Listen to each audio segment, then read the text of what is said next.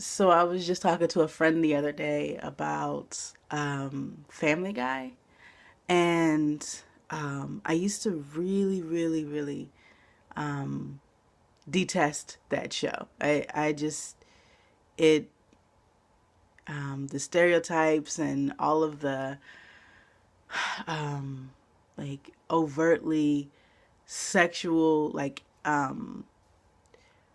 just it was it was terrible. Like the rape, the jokes about rape, and it was like this shock factor um, as well. And I didn't like the show, you know. Um, and I can say that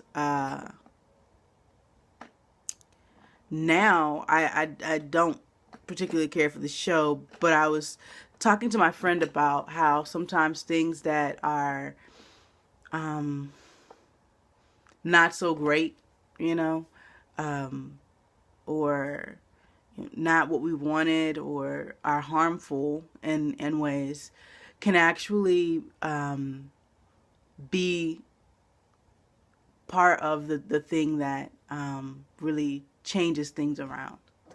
You know, that it could be part of that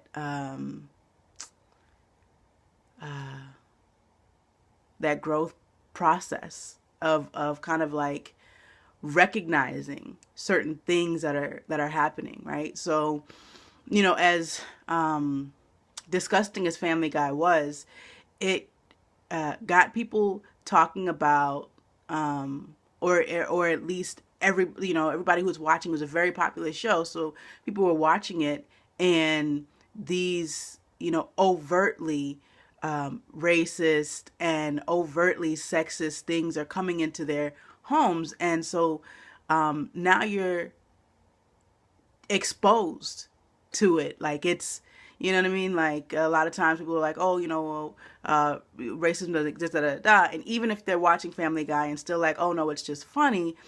It's like now we have proof that no, these things are actually happening. And they're on people's TV screens in their homes. And I think about it in the same way, like what All in the Family did for American society back in the 70s, and Archie Bunker talking about in being that like staunchy, stubborn, white, everyday, every white guy male kind of, you know what I mean, like in terms of his thinking and his understanding, and having his younger daughter to help him to really kind of understand issues on feminism, and his daughter's husband or his son-in-law kind of being the more open-minded white man during this time, and being really angry at this older white man who just can't seem to break away from his bigotry. And then you have, at some point you had, what is his name? Is Herman?